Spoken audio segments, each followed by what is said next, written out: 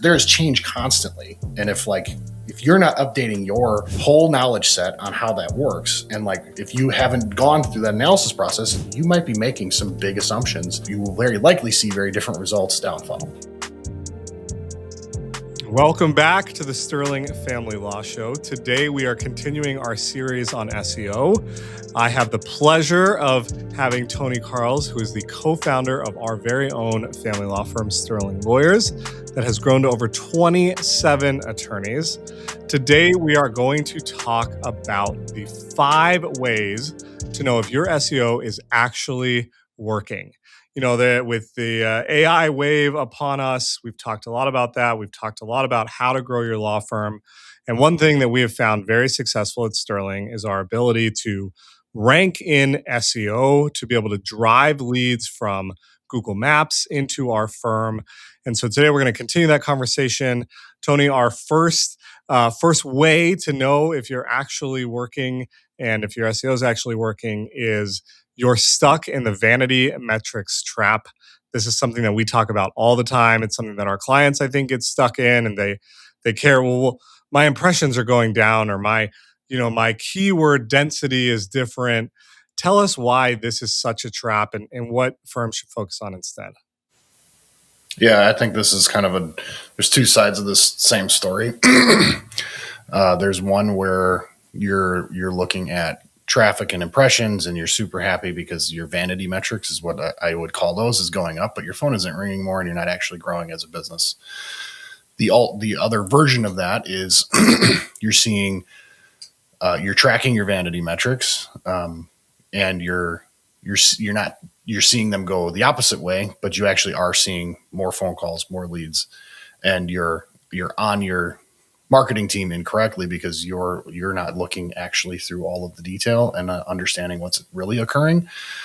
So there's really 2 problems here. It's really it's a misunderstanding of the metrics that are being shown in Google Search Console or Google Analytics or whatever platform you're in, and not being able to actually understand what drives value and what is a signal that is just a false positive. What's noise versus signal? There's a whole concept of signal versus noise that's talked about.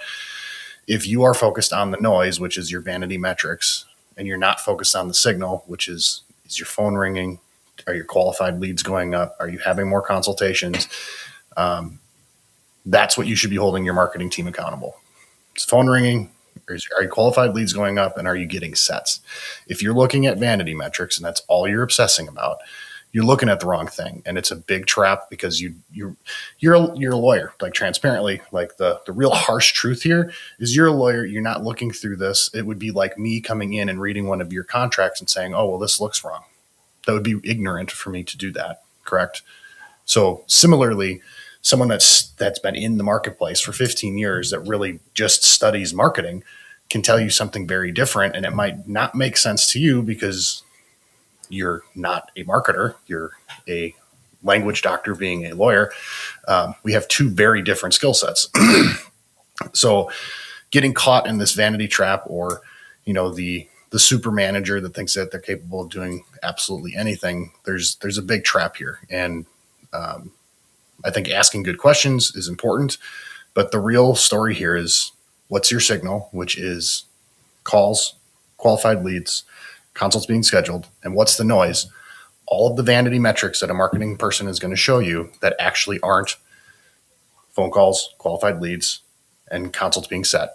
If we're not talking about those things, we're talking about something that actually doesn't matter, and it's a vanity metric that might be directionally correct, but it also might be directionally wrong, and it's something that you really need to dig into all of the details to understand. And you might not be that interested in doing it or understand what they're talking about because this isn't what you've been doing for 15 years. I think the trap that agencies get into, and I know we've been there, is you have this responsibility as an agency to show results and to validate your existence so that you can keep getting paid. And if you're not controlling the entire law firm's marketing funnel, that law firm owner is going to say, well, I pay you X, grand a month, and you're responsible for my website, and my website metrics aren't improving, although my business is growing. And so what would you say to the law firm owner who maybe has multiple agencies and the paid agency is saying, well, we're winning. We can attribute this many leads to our paid campaigns because there's more data there. Uh, and you should really look at SEO because SEO is bleeding when really it may not be the case. How do you justify that as a law firm owner? So the first thing that I would want to really challenge a law firm owner is like that false assumption that you can do a one click to one conversion attribution. That's not how the world works.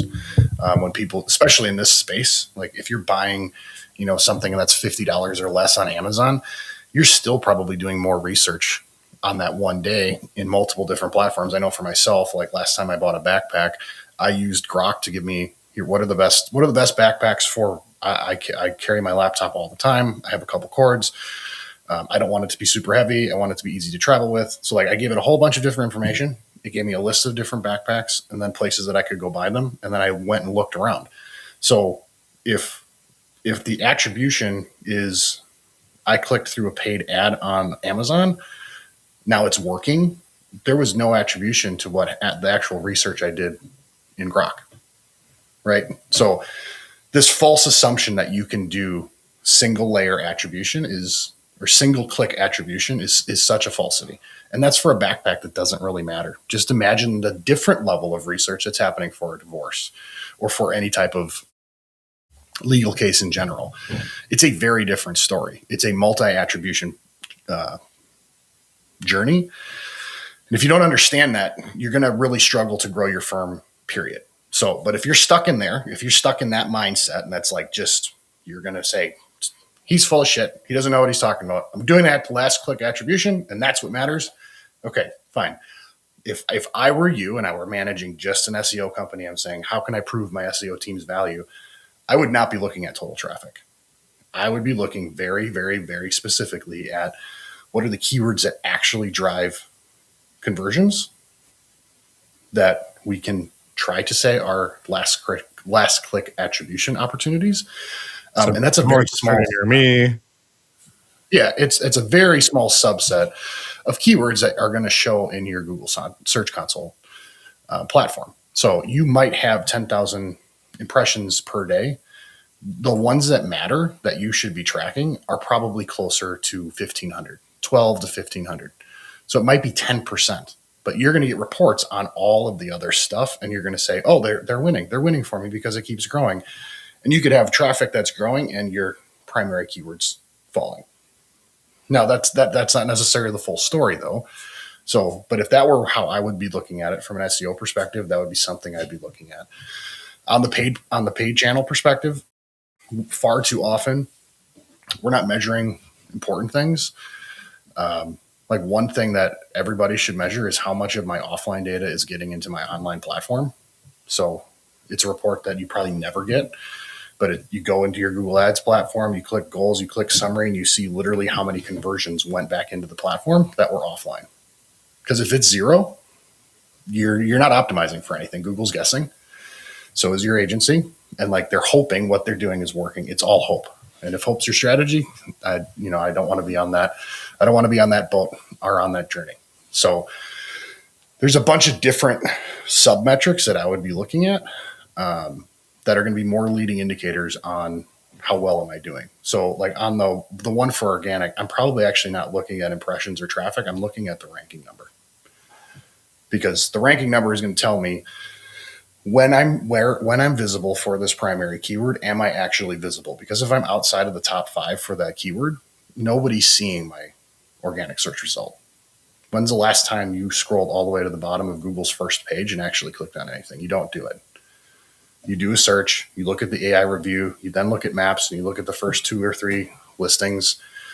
And if you don't find what you look for, you go back to the top, you query something else, and you do it again. Like that is the behavior that actually occurs. So if you're ranked number 9 or you're on page 2 at 10, 11, 12, you're not getting anything. There's no win there. So it doesn't even matter that your impressions might be going up, because if you're not ranking, you're not being seen. 100%. So there's a whole bunch of these different ones. And this is why the vanity metrics don't matter, because if you don't understand how all of this correlates into actually driving phone calls, qualified leads, and consultation sets, you're going to get lost in this vanity metrics trap, and it becomes really complicated. But unless you like spent time in this space and really understand how this whole thing actually works, you might be chasing your tail, and then you catch it and you're like, oh, I don't know what to do now. Or I'm in the same place I was, and nothing. I've gone through 5 agencies because you're a dog chasing a fire truck, and when you catch it, you don't know what to do. You're like, oh, I got the thing. Nothing occurred. I was that person at one point. When we went into Chicago, I didn't understand this as much as I do today.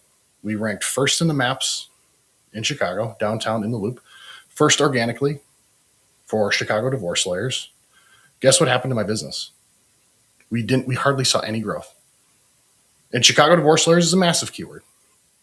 There's tons of traffic there, but I didn't actually understand what was going on in that space, because in Chicago, especially in downtown Chicago, the buyers are in like an 8 to 12 block radius. So it didn't matter that I dominated on the first keyword. I was way too far away for anybody that wanted to actually use my service. They weren't going to travel in Metro Chicago to come to my office, which was literally in the Loop, one of the harder parts to get to.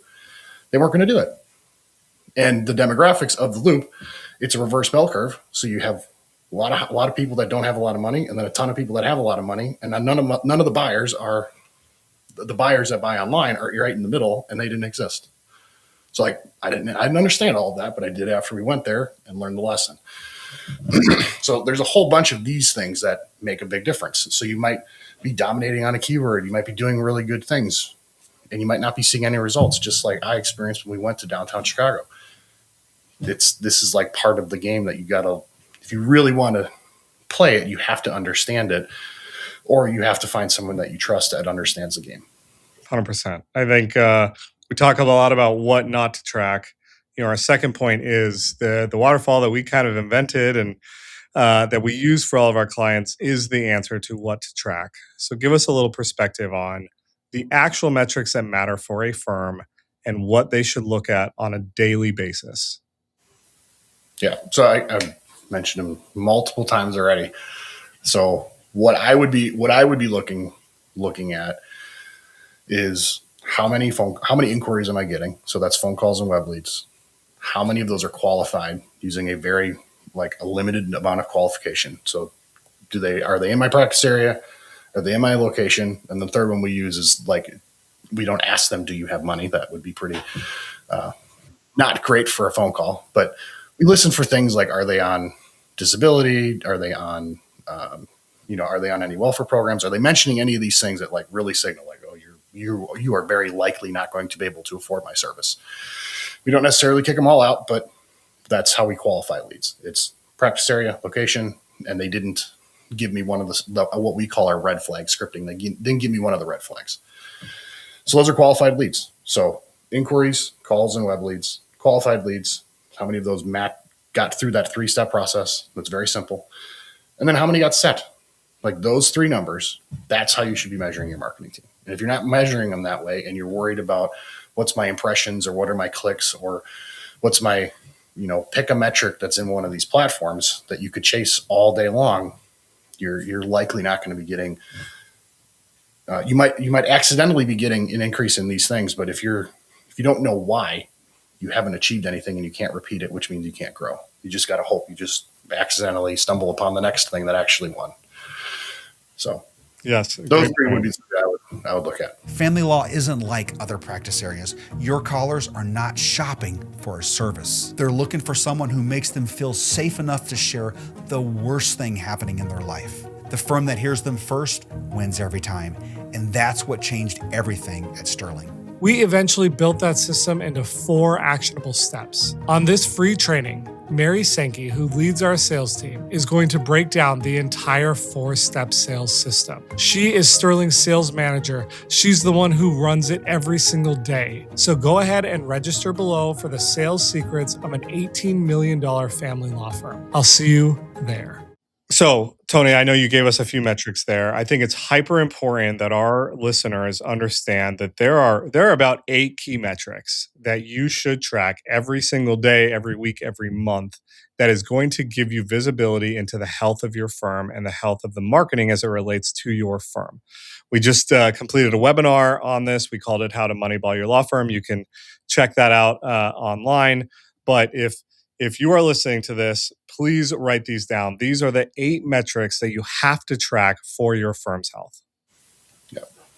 So the first one is users, or that's what we call it. It's not necessarily only users that are on your website. Another way to think about this is visibility.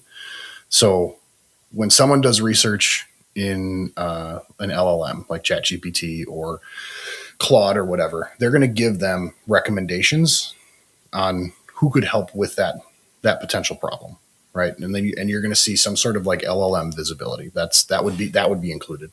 People that are coming to your website would be included. People that see you in Google Maps but never interact with your website would be included. If you're doing any billboards, people that are seeing your billboards would be included. So like this is really a visibility metric. That's really the way to think about it. We call it users. So these are the number of unique people that saw your marketing, that engaged with your brand. So that would be the first one. The second one is inquiries. So these are the people that had awareness that we talked about in the first bucket and then actually took an action. They called or they filled out a web form. It's really simple. And like this is where it like gets way simpler. And you can see all of this stuff in your internal data with your call system and your CRM. So like it becomes way easier once you kind of get into this space. And like that's the point. This should be simple and easy to track. So that would be the next one is what are your total inquiries? The third is going to be how well are you responding to those inquiries? So like your response rate, which is going to lead to qualification, right? So if you're not responding well, which means answering the phone, responding in the first 5 minutes of a web lead, those unanswered calls or those unresponded web leads, they just become waste. You're not likely to get a hold of them. And they essentially, even though they came in, they took an action, that they're now moving on from you because you did not treat them with a high level of customer service in their journey, right? Like they want you to answer the phone. They want you to respond. You preferably respond less than 5 minutes in the first 15 seconds. That's really hard. It's impossible. 5 minutes should be your standard on web inquiries. But then you're going to qualify. So like how many qualified leads came from that bucket of people that took an action? We talked about that a little bit. And then your fourth one in the top section would be how many sets did you get? How many people went from qualified to a set consultation? So those are the top 4. And then the bottom 4, they continue to get even easier. So you have how many of the sets showed, how many of the shows received what we call received a quote or received some material from you, physically received something from you after the consultation. So don't let them leave without actually receiving a contract, even if it's just a retainer agreement. Give them one so they have something.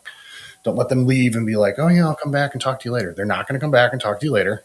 And like when you hand them something, whether you hand it to them in their inbox in their email, or you literally hand it to them in the office, your conversion rates are going to go up. So shows, people that received your information, and if we hand out folders at Sterling, so like they get a whole folder with a retainer agreement in the folder, but there's marketing material in there. They put that in their car. It just hangs around, and that's the point. It's going to hang around on a desk. I got business cards from DealCon that I was just at. They're still on my desk. That was over a month ago. That's what happens. That's why you want to hand them something. And then it's how many of those people that were handed something funded an agreement, how many turned into a case hire. So, and then the last one on here is how much did that journey cost? So how much did it cost you as a firm to pay for the marketing, to pay for the intake, the people that are answering the phones and responding to the inquiries? How much did that cost versus your total case hires, so that you can manage that cost number to a healthy number? Because if there's no ROI in it, you just spent a whole bunch of money and did a lot of work for nothing. That you didn't actually achieve anything. You just maybe broke even or lost a little bit of money. So we want to know what the ROI of that cycle of interaction is. This is so important. And this doesn't have to be a fancy dashboard. It doesn't have to be anything crazy. Like, you could do this in Excel. The point is that you're going through the exercise and you're measuring these 8 metrics every single week, every single month on a regular basis, and you're looking for trends. Because if you do it correctly, you're going to start to figure out that there's bottlenecks in your firm, right? Maybe you do have enough leads, but maybe your intake team is overloaded and they're not picking up the phone in the right amount of time, or they're not calling people back within a certain amount of time. Having the awareness and the visibility is step one. Step two is identifying the issue and then doing something about it. Yeah. And why this is important is I've been doing internet marketing. I've been on the internet and doing marketing for about 15 years.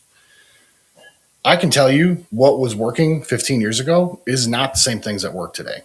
And if I was obsessed with some vanity metric that was just tied to stuff I knew way back then, and the world continued to shift, there's going to be a massive decay because my information is old. And I'm going to be wondering, like, what's happening in my business? This thing that I thought was so precious and perfect, it's going down. Like, this is one of the things we see all the time. We track this like pretend metric that isn't any of the things we were just talking about, and the businesses then don't grow. But that metric stays good. My metric's great. What happened? The world changed. Like, what do we think is happening right now with AI? It's massively impacting how marketing is working. So if you're obsessed with all of the old metrics, and that's all your agency is talking about is all of the old metrics, and they're not talking about what's actually happening in your business, you're working on a strategy that's 3 or 4 years old, and the world is like advancing really fast in a different direction, and you're not actually seeing you're not actually like paying attention to what is actually having an impact, because you're obsessed with this vanity metric that doesn't matter. So it's so important to like track this stuff, because this stuff is real. These things pay your bills for you and your family and your owner's take home, and it pays for your employees, and it pays for everything. That's what these metrics pay for. Your vanity metric doesn't pay anything to anyone. Nothing happens with it. So if it doesn't produce any of the things we just talked about, you're not making any money. And I think you're all in business to make some money. Even if you're a nonprofit, you're not spending money on marketing to get nothing back. That would be irresponsible. So it's just super important that you track the right things, and you'll see different results as a result of tracking the right things. 100%. I mean, that brings us right into our fourth point, which is like, your agency owes you revenue attribution, not ranking reports. If you are just getting reports from your agency that are vanity metrics, clicks, impressions, you're missing the whole picture. And so pushing your agency and asking more difficult questions, or the harder questions, to say what's actually happening from the work that you're doing, and is it translating to revenue, is the right conversation to be having. Yeah. Yeah, and it doesn't mean ignore all of those potential leading indicators, but as you see the leading indicators change, but the real metrics not change, or change positively or change negatively, like, maybe there's an underlying potential there that the assumption you've made that the metric that you've asked them to track that they're sending to you is old and outdated. And like, this space evolves very quickly. Like, Google does algorithm updates 4 times a year. That messes with how things rank 4 times a year, just in the Google platform. Google AdWords makes lots of updates. They usually do about 1 to 2 new releases every year in terms of how it changes the whole platform. Meta ads, same thing. So there is change constantly. And if you're not updating your whole knowledge set on how that works, and like, oh, I used to ask them to track this whole thing changed, is that still a good assumption? Yes or no? If you haven't gone through that analysis process, you might be making some big assumptions, and then you might see you will very likely see very different results down funnel. We see this all the time. So well said. I was this whole Chicago story. This was me. Like, this is exactly what I did, and it doesn't necessarily produce results. It's real feedback from a real mistake. It's big. Okay, final point is you have to connect all of your systems so that you can get the data. And this is something that we see all the time where clients come in and say, yeah, I have a CRM, or yeah, I'm doing call tracking, or yeah, I have, an AdWords campaign that the last agency set up, but none of it's talking to each other. And so you're getting all these different data points and you're not able to see the whole picture. From your perspective, Tony, what is the perfect kind of setup and what should our clients take away from that? I don't know if there's a perfect setup, but I would minimum want to see the metrics that we talked about. I would want to start really understanding and seeing where am I visible, like where's my visibility in all of those different channels that we discussed, so that I can see like what's the conversion, what is my overall conversion of visibility to action in the marketplace, and then I know like as I'm growing my visibility in this channel, is it producing more action or not? Because it might just be wasted investment. So like that's generally what I would want to be tracking, is kind of the 8 metrics we talked about through the lenses that we described. And then asking questions like what happened with our visibility is down, but we actually aren't seeing anything negatively being impacted by our funnel downstream. Like we're still seeing the same amount of calls, same amount of qualified leads, same amount of sets. What's happening there? Why? What is happening there? And if like your agency isn't working on and thinking about those things and bringing that information to you, you're likely not working with someone that's really paying attention and having your best interest in mind. Like a lot of what's happened, especially since towards the end of 2004 or 2024 through 2025, and it's still happening today, is traditional organic search visibility is very different, but it isn't necessarily impacting businesses negatively because they're just moving. The visibility is moving from one platform to the other, because a lot of the AI platforms, they are using Google, who has the best data set for what exists on the internet. They're scraping and querying all of that, and that's how they're then producing results in the LLMs, in ChatGPT, in Claude. So as you might be seeing visibility shrink in your Google Search Console, you're likely not looking at a new visibility metric that should be in front of you, which is like, how visible am I in the AI platforms? So not everybody's using AI yet. So not saying like just switch over there and then everything will be fixed. But like that's a new channel that is continuing to grow, and it's going to continue to grow massively over the next several years. So there's just there's things that constantly shift and change, and the speed at which they shift and change is not predictable. We don't get, as an agency, we don't get notified when Google makes an algorithm update.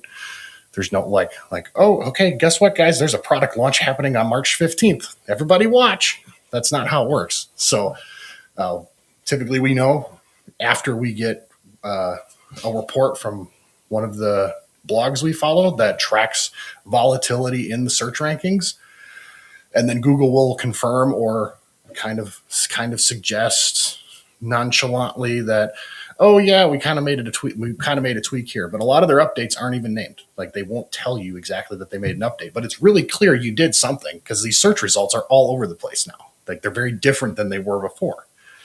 So the main point is, if you're not continuing to evolve how you're looking at these different things, you're likely going to get stale information that we would call vanity metrics.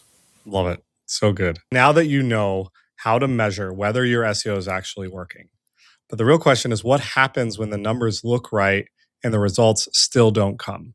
In our next episode, we are tackling the 2026 visibility crisis, the structural shift that's breaking old SEO models, and what firms have to do to stay visible when AI changes everything. This is happening in real time.